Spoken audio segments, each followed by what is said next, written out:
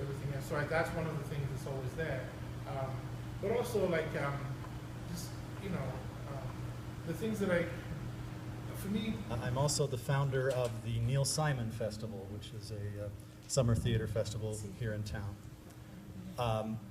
We started this past year, with the help of Jenny Hatch sitting down front here, what we call the Neil Simon Players. They're a group of actors and singers that go around and just meet the demands and needs of conferences that are in the area with entertainment. This is kind of unique. They usually just get up and sing and entertain, but they want to interact with you with some of the poetry you've been discussing today.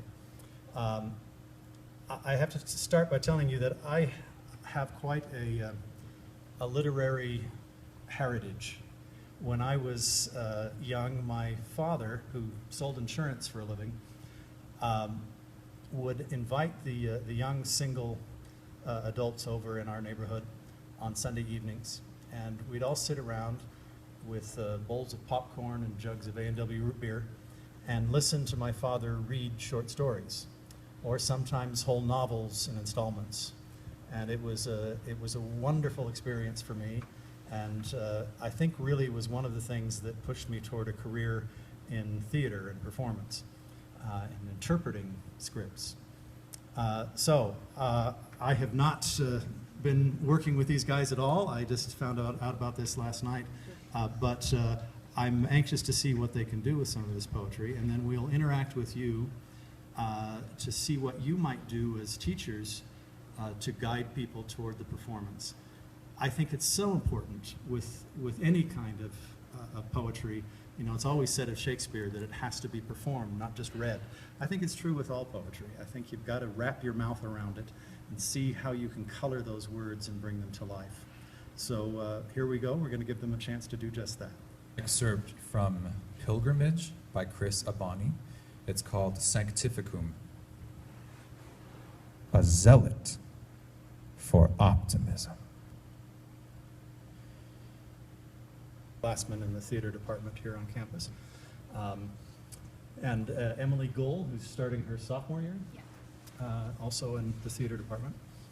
I just want to ask some evaluation from you before we move on. If you were having your students try to read some of this poetry, especially a cold reading. I'm not sure this was completely cold for Chris, but fair to close. I read it once today. The rest will be cold. Okay.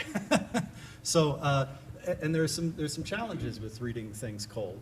So, first of all, can I get your feedback on what you liked about his reading? Then what is the sin? This is a land deep red and baked hard by hate. And though blessings and head garments, for real. I became intensely aware of my tweezed eyebrows, rouge, bingo lipstick, and wonder bra. Feeling like a jerk wasn't my only problem. I had to pee. Peeing in costume in front of Amish women was out of the question. I don't mean to say that there wasn't a facility, but I didn't want them to see me walking in there knowing what goes on inside. It was wrong. In all 9 books, through Locusts, Prairie Fire, and Scarlet Fever, no member of the Ingalls family ever pees. The family erects log cabins, shanties, haystacks, smokehouses, and stables, but never an outhouse. Conceding defeat, I retreated to the room 1 of the Lake Pepin Inn, where I sat in the Amish rocker, cradling the remote in my palm, telling myself I would quit after just 1 episode.